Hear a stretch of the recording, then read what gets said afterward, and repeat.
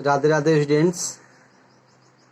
आज मैं इस वीडियो में आपको क्लास 12th प्रोज सेक्शन का chapter 2 Bharat is my home का क्वेश्चन आंसर पढ़ाने वाला हूं।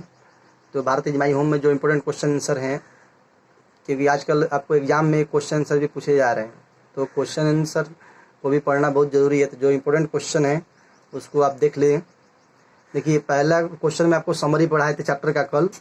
आज दूसरे नंबर क्वेश्चन में देखेंगे।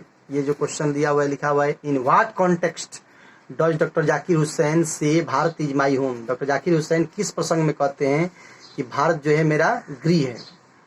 तो जब डॉक्टर जाकिर हुसैन शपथ ग्रहण करते हैं तो वो समझते हैं कि हमको इस यहाँ का राष्ट्रपति चुना गया। राष्ट्रपति जो होता है एक देश का मुखिया होता है। तो देश का मुखिया होता है तो उनको लगता है, उनको महसूस होता है कि भारत जो है देश है, ये बहुत बड़ा। वो समझते हैं कि भारत जो है हमारा, भारत को देश के रूप में न देख करके अपने घर के रूप में देखते हैं। और उनको लगता है कि ये जो देश है इसका हम मुखिया चुने गए हैं। तो उनको महसूस होता है कि ये देश नहीं, ये हमारा घर है और हम इसके मुखिया चुने गए हैं, तो इसका प्रधान चुने गए हैं। तो उसी संदर्भ में वो कहते हैं कि भारत जो है हमारा घर है। वही यहाँ लिखा हुआ है बात आपको कि after taking the oath as a president of India doctor Zakir Hussain says, जब शपथ ग्रहण होता है उसके बाद कहते हैं doctor Zakir Hussain, Bharat is my home. Bharat जो है पूरा हमारा क्या है, पूरा भारत हमारा क्या है, गृह है। भारत हमारा घर है। दैट मीन्स, इसका तात्पर्य ये है कि he does not belong to a particular region, caste and creed of India. उनके कहने का मतलब ये है कि वो किसी विशेष जात पात और धर्म से संबंध नहीं रखते। इसका मतलब ये है कि वो किसी विशेष जात पात या धर्म से संबंध नहीं रखते। पूरा भारत उनके लिए एक समान है। वो पूरे भारत के मुखिया चुने गए हैं। He has to take the whole India as his home. वो पूरे भारत को अपना घर समझते हैं। He has been chosen to head of this big family। और वे इस बड़े परिवार के हेड चुने गए हैं, मुखिया चुने गए हैं। So he has to serve this family without distinction of caste and creed। इसलिए उनको सेवा करना पड़ेगा without any distinction of caste and creed. इसलिए वो बिना जात पात के भेदभाव के उनको सेवा करना पड़ेगा। अगला क्वेश्चन है आपका। क्वेश्चन से पहले थोड़ा इसका मीनिंग देख लेंगे। यहाँ मीनिंग लिखा हुआ है तो आप समझ लेंगे, थोड़ा याद करना सुविधाजनक हो जाएगा।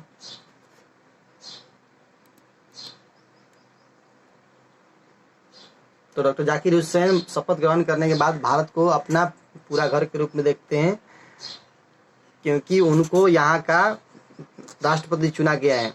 और राष्ट्रपति चुना गया है इसलिए वो भारत को समझते हैं कि वो भारत पूरा हमारा घर है और हम इस घर के मुखिया प्रधान चुने गए हैं।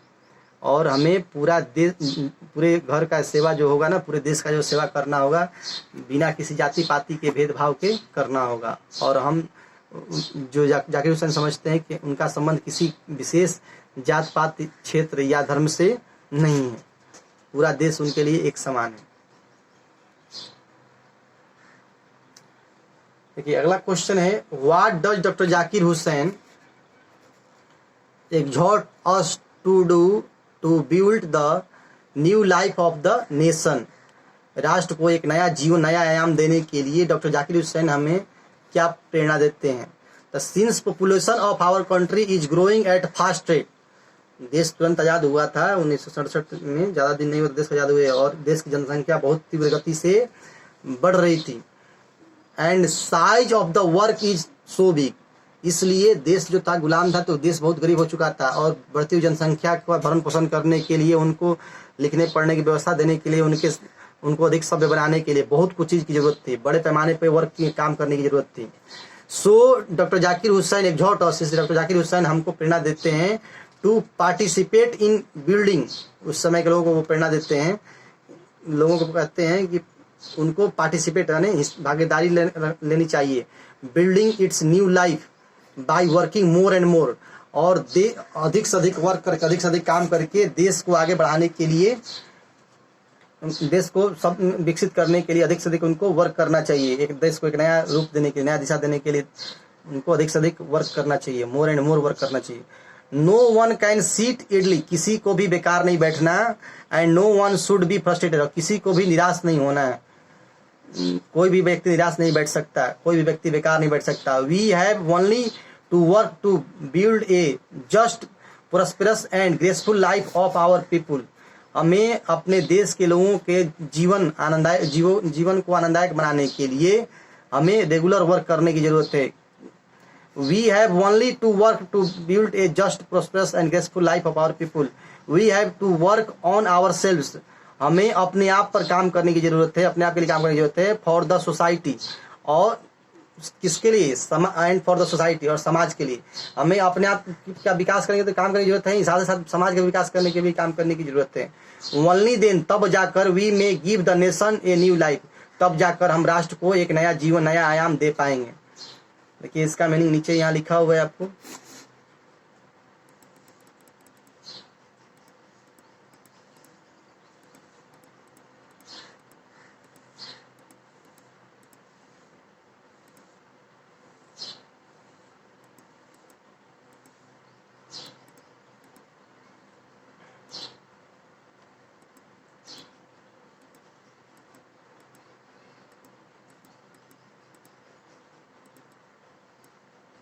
अगला क्वेश्चन है आपका, the past is not dead and static, how does doctor Zakir Hussain emphasis the significance of past. Bharat का जो पास्ट है वो डेड और स्टैटिक नहीं है, वो मृत नहीं है। How does doctor Zakir Hussain emphasis, कैसे डॉक्टर जाकिर हुसैन इस पे एम्फेसिस करते हैं, जोर देते हैं the significance of past, past के महत्व को बताते हुए। इस क्वेश्चन ऐसे पूछ सकता है, what are the views of doctor Zakir Hussain about India and it past, अथवा डॉक्टर जाकिर हुसैन के क्या व्यूज हैं, क्या विचार हैं भारत और इसके इतिहास के बारे में। तो देखिए, according to our president doctor Zakir Hussain, India is a young state of an ancient people. Doctor Zakir Hussain के अनुसार भारत जो है एक युवा राष्ट्र है, युवा देश है। एन एंशिएंट पीपुल, पुराने लोगों का, प्राचीन लोगों का यह एक युवा राष्ट्र है, क्योंकि अभी इसको तुरंत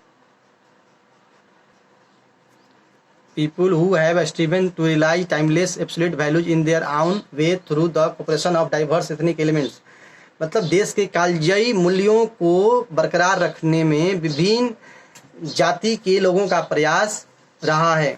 so its past is not dead and static, इसलिए इसका इतिहास जो है कभी डेड होने वाला नहीं है, मृत होने वाला नहीं है। It is a live and dynamic, यह निरंतर जीवित रहेगा और गतिशील रहेगा। It has involved in the determining the quality of our present and prospect of our future, यह इतिहास हमारे वर्तमान और हमारे भविष्य दोनों की गुणवत्ता में मौजूद रहेगा, दोनों की गुणवत्ता को निर्धारित करने में यह शामिल होगा।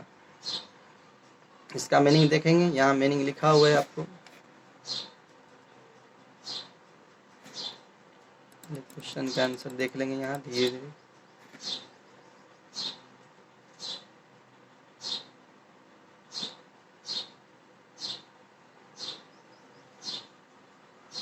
इस तरह से अभी आप इसको करेंगे, मीनिंग पहले याद कर लेंगे तो आपको क्वेश्चन आंसर याद करने में काफ़ी सहूलियत होगी।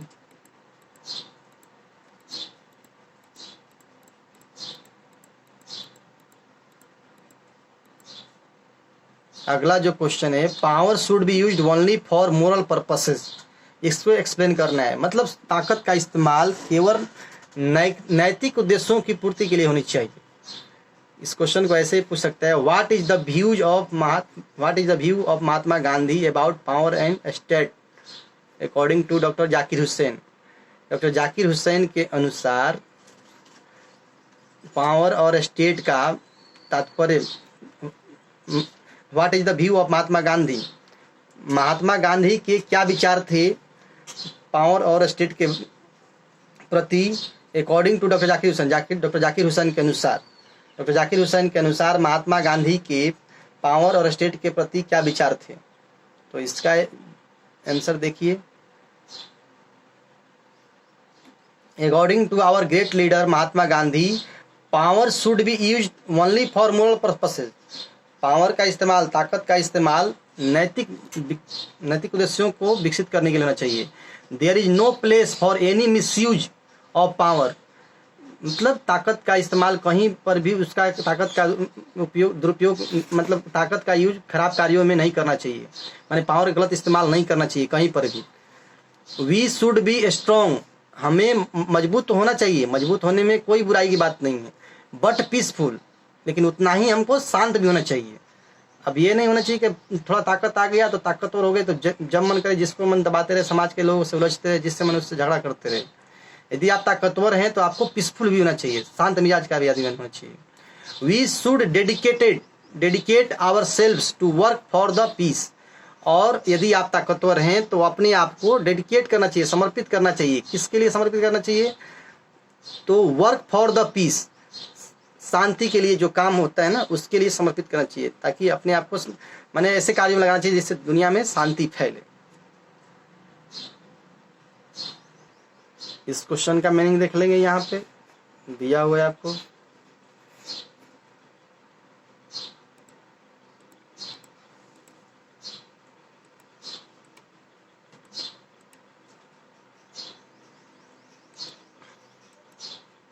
अगला क्वेश्चन है, why does doctor Zakir Hussain call India the young state of an ancient people. Doctor Zakir Hussain Bharat को क्यों कहते हैं कि यह यंग स्टेट है एंशिएंट पीपुल का?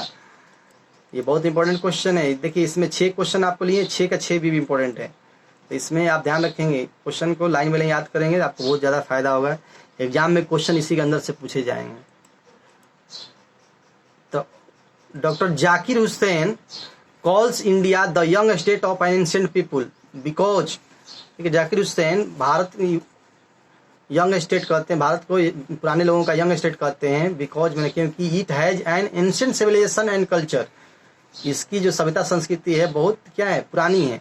But it has become free and given a new constitution in 1947, यह तुरंत आज़ाद हुआ है और इसको अपना एक नया संविधान मिला है, तुरंत 1947 में मिला है। तो यहाँ लोग तो पहले के ही हैं, लोग पुराने हो गए, लोग यहाँ रहने वाले पुराने हैं, इसकी सभ्यता संस्कृति पुरानी है, लेकिन आज़ादी तुरंत इसको नया मिला है, इसलिए इसको कहते हैं यह स्टेट जो हुआ यंग हुआ, लेकिन इसका ये यहाँ के लोग हो गए क्या, एंशिएंट।